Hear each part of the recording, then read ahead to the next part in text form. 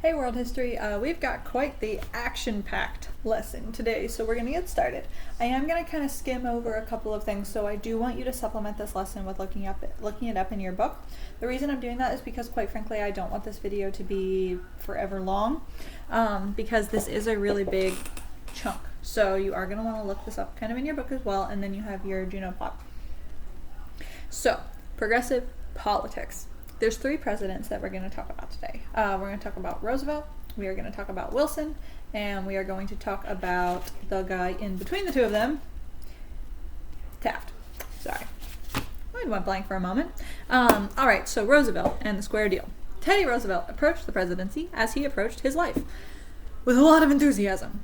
He planned to govern actively, to lead instead of follow Congress, and by persuasion, intimidation, and force of personality.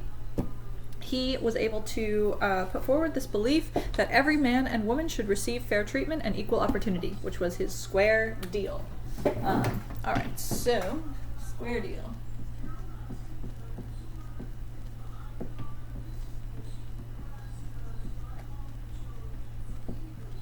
So again, that's everybody should receive equal opportunity. Now, trust busting. Roosevelt launched an attack on the abuses of trusts by reviving the very little used Sherman Antitrust Act that we learned about not that long ago.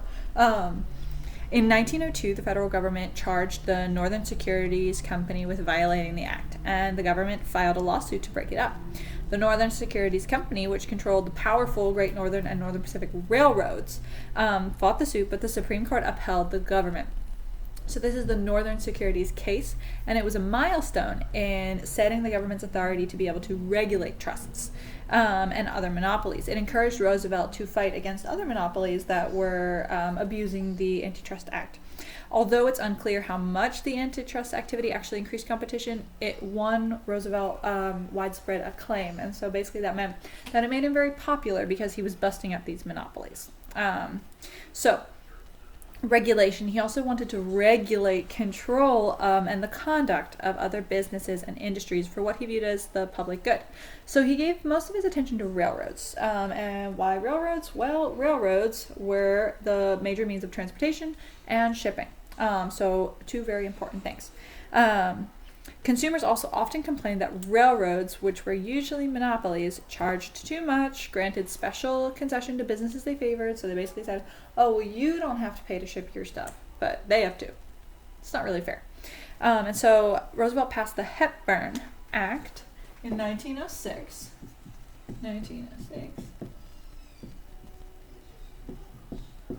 And the Hepburn Act was Roosevelt's most important railroad regulating legislation. It strengthened the Interstate Commerce Commission, which we learned about last chapter, and it strengthened their ability to set rates for railroads, provided a standard bookkeeping system that made it easier to compare and regulate rates.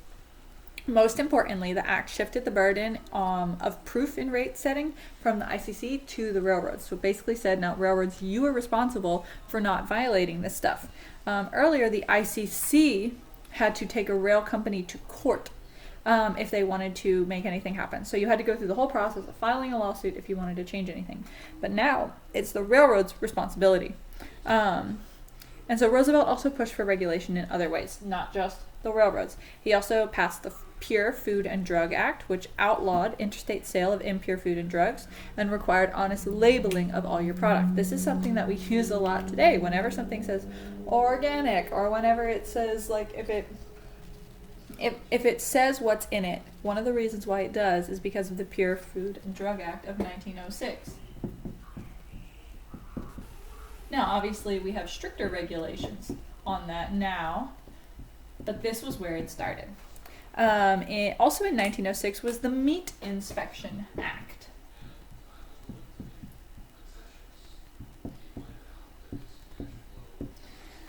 So why do we need meat inspection? Because the Department of Agriculture wasn't necessarily overseeing the preparation and packaging of meat, so there was no proof that the health of the animals before they were slaughtered was good.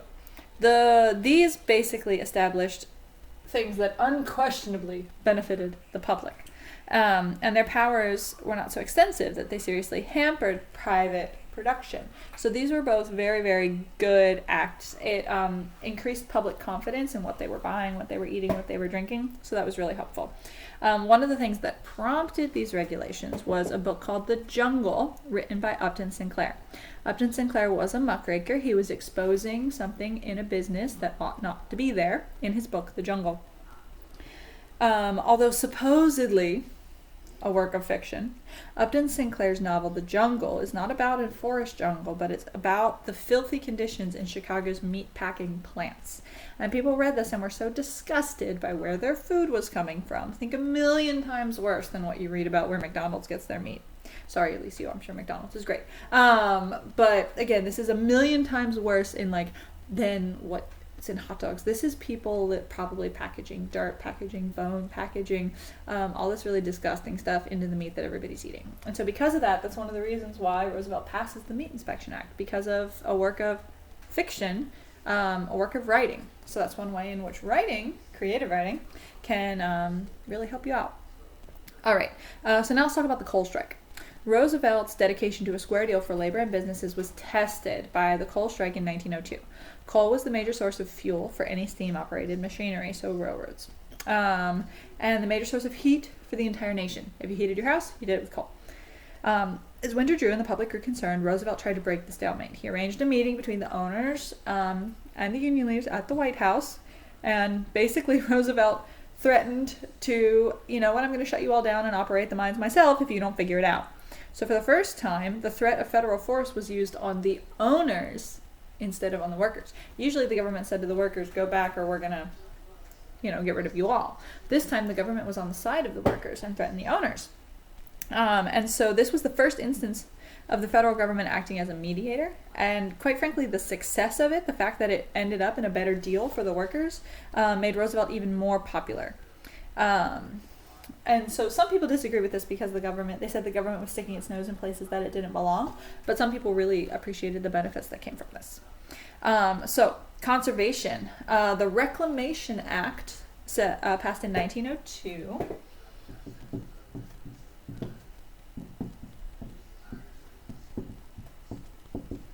So the Reclamation Act set aside nearly 100 million acres of western lands to be controlled by the federal government. This is meant to create national parks, to conserve the land, to report the water, timber, soil, land, mineral resources. One of the reasons why we have national parks is because of Teddy Roosevelt. One of the reasons why the beauty of places like the Grand Canyon and Yosemite is preserved is because of Teddy Roosevelt and his dedication to conservation. Discrimination and injustice. One of the great failures of progressivism was worsening discrimination. Particularly in California, there was great discrimination against Asians, particularly the growing Chinese population. In 1906, the San Francisco School Board touched off on an international incident when it tried to segregate all Asian students into their own schools. So this is like the rights of people of color all over again, but instead of different skin color, now they were saying, now if you're Asian, you can't go to the same school as white people or black people. Roosevelt pressured the school board to reverse its decision in return for increased restrictions on Japanese immigration. The situation for black people in the South, though, is also worsening. So Asian people in the West are getting incredibly discriminated against, particularly the Japanese and the Chinese. And then anybody of color in the South is still getting discriminated against. Things have not been fixed. Roosevelt stirred up controversy by inviting Booker T. Washington, a black educator, to dine with him at the White House, but progressives on the whole, the party, wasn't really doing a ton to stop discrimination. Until the 1890s, there was some hope, but really this isn't working. The Jim Crow laws are becoming even more commonplace, and the number of registered black voters is just dropping, just like we talked about a couple chapters ago. And so you've got a lot of issues still going on. And so despite some of the very good things happening in progressivism, there's also some not so good happening, or just things that aren't changing that should. But one thing that does get formed is the National Association for the Advancement of Colored Peoples. The NAACP is formed, and that's a society that tries to protect the rights of people of color. So that's formed during this time. All right, so Roosevelt and the big stick. Theodore Roosevelt's favorite saying was, "Speak softly and carry a big stick." Give you a moment to work out kind of what that means. Anybody? So the big stick is a powerful club. And this speak softly and carry a big stick is particularly portrayed in Roosevelt's foreign policy. The big stick describes his foreign policy. It was vigorous, it was expansive, and it very much put the U.S. in the middle of foreign affairs, when before this we usually tried to adopt a policy of isolationism, except for the Monroe Doctrine, when we told Europe, get out, we're going to deal with this. So a couple of those were the Philippines. One major problem that Roosevelt inherited from McKinley was the situation in the Philippines. Last time we looked at the Philippines, they were surrendered by Spain to the United States, so they're now a United States colonial territory. The Philippines did not want to be a colonial territory, they wanted to be their own country. You'd think as Americans we could sympathize with that. However, the Americans were worried that if they gave them independence too quickly, they might fall prey to another major power such as Japan, who would try and take them over. Also, quite frankly, let's be real, the U.S. wanted a foothold in the West, particularly the Western Pacific, and so they wanted to hang on to the Philippines so that they had a U.S. base over there. Therefore, over a period of 30 years, the compromise was over 30 years, the United States gradually gave the Filipinos increasing amounts of self-rule. After their liberation from Japanese occupation during World War II, because the Philippines were occupied by Japan, much like France was occupied by the Nazis, the Philippines received complete independence in 1946, but it took a long time. Okay? Now let's talk about the Panama Canal.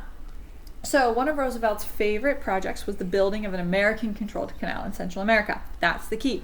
American-controlled canal to link the Atlantic and the Pacific. But members of Congress disagreed on the best route. Some wanted it to go through Nicaragua. Some wanted a route through Panama. Panama at the time was part of Colombia. It wasn't even its own country. And then in the 1880s, a French company had gone bankrupt trying to dig a canal. So Congress was like, hang on, it didn't work for them. Why is it going to work for us? In 1902, though, Congress passed an act authorizing the purchase of French rights for $40 million. And in 1903, the Senate passed a treaty with Colombia agreeing to purchase perpetual control of a canal zone for $10 million with annual payments of $250,000. However, the Colombian Senate said no. They wanted more money. So the U.S. said, here's what we're offering to pay you. We'll pay you every year. The Colombians said, no, we want more than that.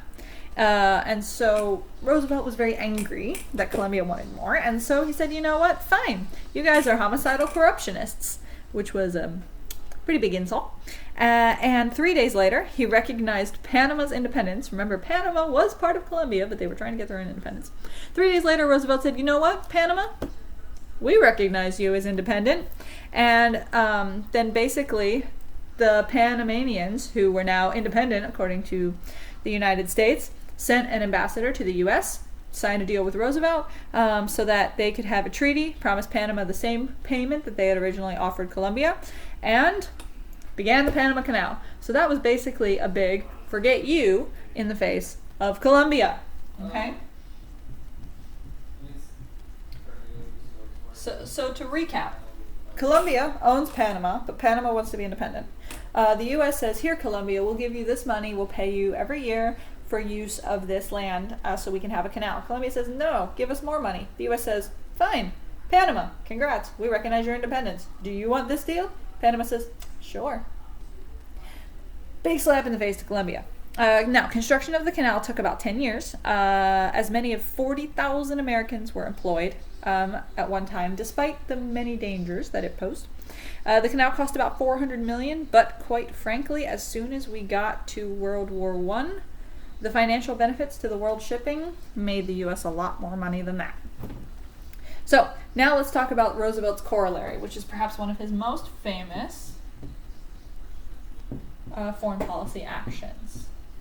How many R's in corollary 1? That's what I thought. So the Roosevelt corollary is direct contrast to everything George Washington ever stood for. So why did we pass it? Well, Roosevelt envisioned the United States kind of as the leader in the Western Hemisphere. So this would be North and South America. He envisioned the United States, he thought that Latin American nations were behaving very irresponsibly with their power. In 1902, for example, Venezuela ran afoul of Great Britain and Germany when it was unable to pay loans. Didn't go so well for them. And then likewise, a bloody revolution in the Dominican Republic worried European powers who had stock in the Dominican Republic. Fearing European intervention, Roosevelt devised an addendum to the Monroe Doctrine called the Roosevelt Corollary. To the Monroe Doctrine's assertion that Europeans should not intervene in Latin America. Remember, Monroe Doctrine said, stay out, go away, we don't want you. The Roosevelt Corollary said, we are going to be the policemen in Latin America. The United States is in a position of constantly intervening to prevent European nations from doing so. During the next decade, the United States used the Roosevelt Corollary and the policy outlined to interfere in Haiti, Honduras, Nicaragua, and the DR in attempts to collect debts, maintain order, and as a result, not only is Europe mad because the U.S. is getting all this benefit, but now Latin America is mad at U.S. too because, quite frankly, the U.S. can't keep their nose out of their own business because they think that they're better. And you can decide for yourself whether or not they were. It's certain that the United States was more economically sound and more advanced than the Latin American nations were. However, whether or not that gives the U.S. the right to stick their nose into their business and to be the international policeman, I'll let you decide that on your own. Now let's talk about relations with Japan. I told you this is kind of a long lesson. We still have a little ways to go. So the Japanese are not particularly happy with the United States. American trade with China brought the U.S. into closer contact with Japan. And Japan is slowly growing as its own world power. The Japanese were offended at the discrimination against Asians on the west coast of America. And so finally, Roosevelt negotiated what he called a gentleman's agreement with the Japanese government. Japan agreed to refuse passports to Japan laborers leaving for the United States, and Roosevelt forbade immigration of Japanese traveling by way of other nations. So basically, they both said, we're going to try and stop Japanese from coming to America.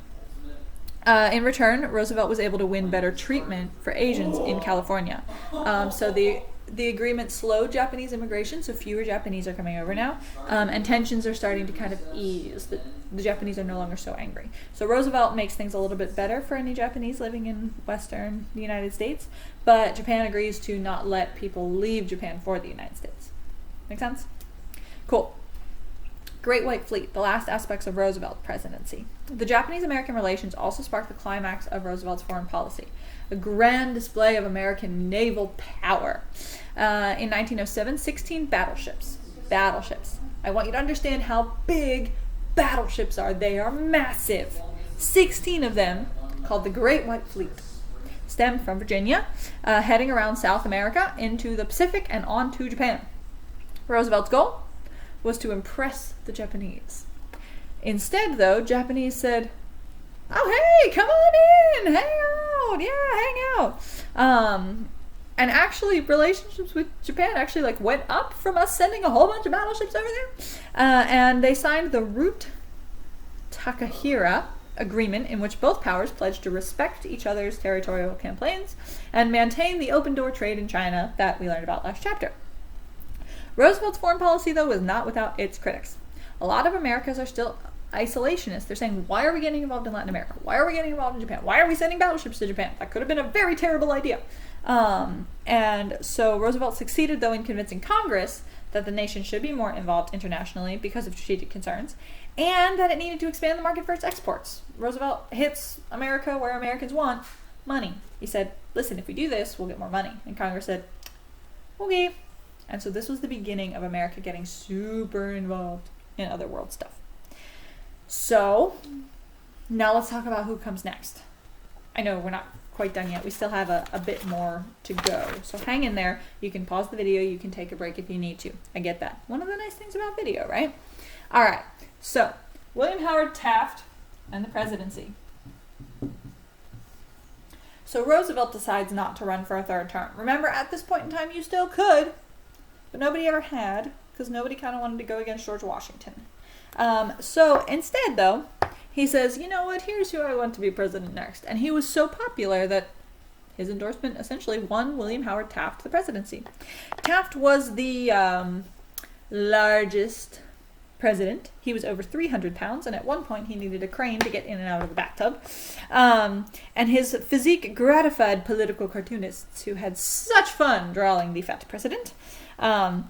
But he had enjoyed a distinguished political career as governor of the Philippines, Secretary of War, and he easily captured the Republican nomination and then defeated William Jennings Bryan who is still running for president unsuccessfully. He's run at least like 4 times by this point.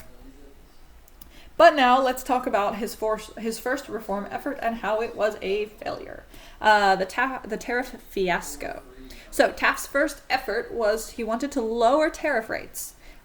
Basically, Roosevelt said, I don't want to touch tariffs because that's a little bit much. But he wanted to lower tariffs, so decrease the taxes on imports. And the House drafted a bill lowering it, but by the time the Senate was done with the bill, the tariff rates remained unchanged. Progressives urged Taft to veto the bill, but the president accepted it because he wanted it. When he tried to defend it, progressives got very upset with him. So this is something that's not going well for him, not winning him any fans. He also wants to set up some congressional reform because a lot of the House representatives resented the power of the Speaker of the House, who was Joseph Cannon. A lot of people called him Tsar Cannon, which is Tsar is the Russian word for emperor. As Speaker, Cannon assigned members to House committees, selected the chairman. Furthermore, he himself was the chairman of the Rules Committee, which dictated how bills are debated. In 1910, insurgents, so a group of bipartisan Democratic and Republicans, joined forces to reduce his power. They voted to increase the membership of the Rules Committee from 5 to 15, to remove the Speaker as a member of the committee, so to get Cannon out of there, and then to elect members of the committee by the House. So instead of hand-picking who goes in there, they would have to be elected. In addition, they stripped Cannon of his power. Dang it. Sorry, that bug's been bothering me all day. In addition, they stripped him of his power to appoint members to other committees. So they basically said, you are no longer in charge of handpicking who does what. We don't like that anymore. Although he had originally supported trimming Cannon's power, Taft relented when other Republican leaders warned him against antagonizing him. So basically, Taft was caught because he didn't want anybody to become a dictator. But he was reminded that this guy really is powerful, and if I speak out against him, then things could end up not so good for me. And above all, Taft wanted to keep his own power. So as a result, progressives thought Taft abandoned them because he originally supported lowering this guy's power and then backed off. And so things really aren't going well for him. He tries to pass this tariff. Nobody likes it. He tries to help reform Congress and then stops, and nobody likes that. And then, to top it all off, he has a breakup with his buddy Roosevelt. So Roosevelt helped Taft reach the presidency. And in 1909, after he stopped being president, Roosevelt was like, hey, I'm going on a hunting trip to Africa, and then I'm going on a tour of Europe. Remember, he's a big guy. He lived large. Even overseas, though, Roosevelt heard complaints about Taft and how bad of a job he was doing. One issue that divided the two men was conservation. In reality, Taft was actually just as concerned about conservation, so like public lands and national parks and stuff, as Roosevelt was. But Taft didn't like how Roosevelt had kind of stretched the law to do it. And so it looked like Taft was clashing with the head of the U.S. Forest Service, and who was Gifford Pinchot, who was worried about the future of the public lands, because Taft is actually getting rid of some of the public lands, handing back those national lands to consumers. Eventually, the head of the Forest Service so publicized the conflicts that Taft actually fired him, which cast suspicion on Taft, because you fire the guy that's trying to do the right thing, and now you look bad. And so then furthermore, the guy that he fired was BFFs with Roosevelt. And so now Roosevelt's like, hang on. I do all this for you. I help you get into the presidency. And this is how you repay me? The final break came over antitrust proceedings. Taft had an impressive record in antitrust actions, and actually did more to stop the trust in one term than Roosevelt had done in 2. But there was one suit in 1907 that involved U.S. Steel that Roosevelt didn't like how Taft handled it.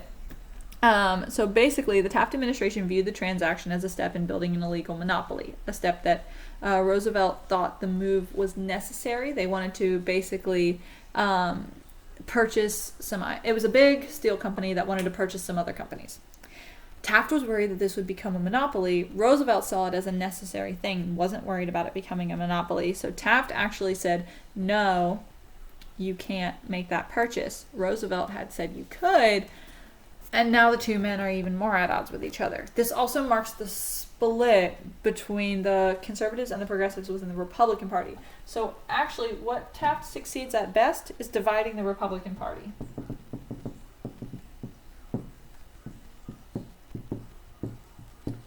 And right around then is when his term ends and we hit the election of 1912. But real quick before that, dollar diplomacy. Taft, foreign policy. He didn't want quite as big stick policy as Roosevelt was doing, and so he adopts this thing called dollar diplomacy. He was concerned by Japan's effort at expansion in China, and so he encouraged American companies to build railroads in China and establish themselves as competitors. And so this is basically, he wants to invest American money in foreign affairs. Dollar diplomacy.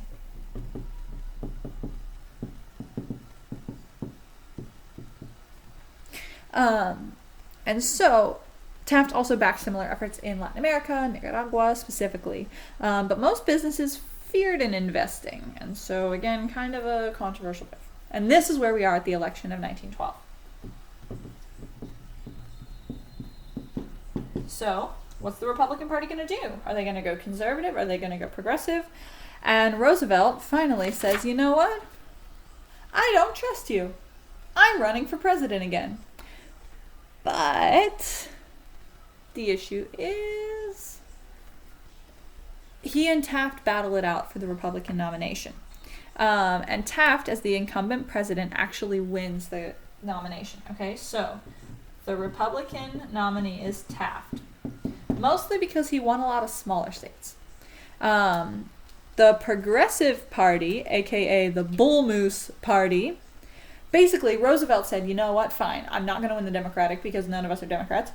I didn't win the Republican, but I'll bet you I can make my own party. And so he created the Bull Moose or Progressive Party.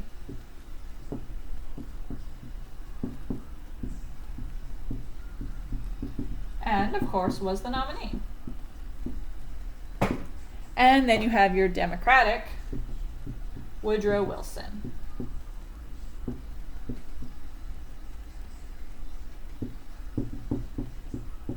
And those are your three major candidates in the election of 1812.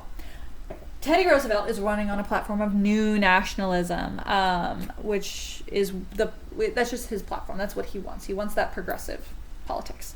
The Democrats, Woodrow Wilson is also pretty progressive. Sorry, that's a double O, like wood as in trees. Nico. As a historian, he was a professor, and he was president of Princeton University, so he was a pretty well-learned guy. Wilson had both studied deeply and written intelligently about the American system of government. He campaigned under the motto, New Freedom. His platform sounded a lot like Roosevelt's earlier years. He called for increased competition and trust busting. And in the election, it was super interesting because this is the closest a third party has ever come to winning an election. He won 4.1 million votes. So he actually won way more electoral votes than Taft did. The Bull Moose Party beat out the Republican Party. However, Wilson won 6.3 million votes and swept into office. And the Democrats actually captured both houses of Congress. And here's why. There were 7 million Republicans and 6 million Democrats that voted in that election. So in theory, a Republican candidate should have won. However, the Republicans had to decide between Taft and Roosevelt. 3 million went with Taft. 4 million went with Roosevelt. But all 6 million of the Democrats went with Woodrow Wilson. So even though there were more Republicans than Democrats, that third party, forcing the split within the party, actually allowed the other party to be victorious. Pretty deep. It's happened a couple times throughout history. So, Woodrow Wilson. We'll hit a couple things real quick. We're almost done. I know this is a long lesson. You guys are doing so good for hanging in there. Most people associate Woodrow Wilson with World War I, which is the next chapter. So yay, World War coming up. But Wilson's first term was actually the climax of the progressive movement. 3 of the 4 progressive amendments that we learned about yesterday were passed under his administration, the 17th, 18th, and 19th. His presidency was the crowning achievement of the progressive era, despite the fact that he was a completely different political party from where it had started. One of his biggest things was the Underwood Tariff of 1913. Unlike that, he actually succeeded in tariff reform, unlike Taft. The new tariff slashed overall rates by about a third, and the act made up for the loss of tariff revenue by adopting income tax. This is big because this is the first federal income tax. It was small, 1% of anybody earning over 3,000 and 6% of anybody earning over 500,000. But it was the first time you've got this income tax. Then you have the Federal Reserve Act, because in 1907 you started a series of financial panics, which also didn't help Taft's popularity. And so the businessmen wanted a better system of regulating currency. They envisioned something similar to the Bank of the United States that had existed up until Andrew Jackson destroyed it. And so they argued they wanted a centralized, privately owned bank. And so Wilson, though, developed a different system under the Federal Reserve Act.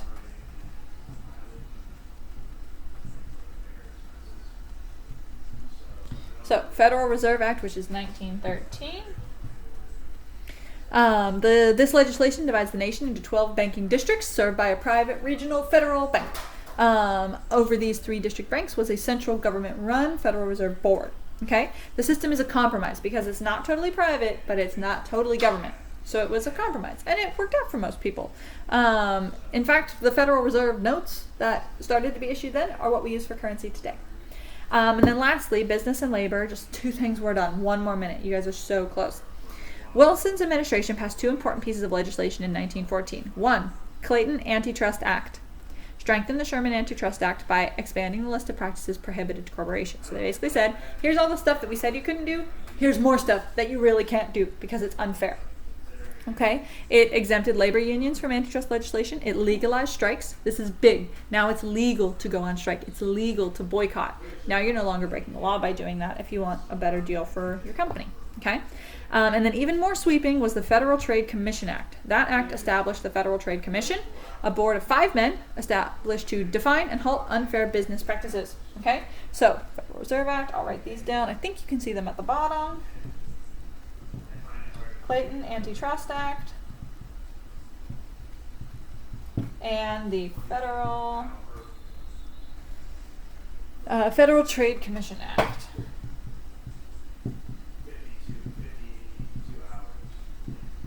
Okay, so the Federal Trade Commission Act again establishes that commission of 5 people. They can say this is wrong. They can establish regulations, and this legislation represented the progressive tendency to view government as the solution. So they basically established this governmental committee that was able to look at businesses and say, you can't do that, it's unethical. We did it. That was the longest lesson we're going to have for a while. Tomorrow's is a chunk as well, but it's not as long as this one. You guys did so good hanging in there. I know that was like 30 minutes of just politics and this law and that law and this government structure, but you did so good. You have a Juno Pod for today. It is heavily based off of Activity 3 in your book, but not quite exactly. And so you can work on that. But again, good job, guys, for hanging in there. I miss you guys, and I will see you soon. Okay? Bye. I hope you guys have an awesome rest of your day.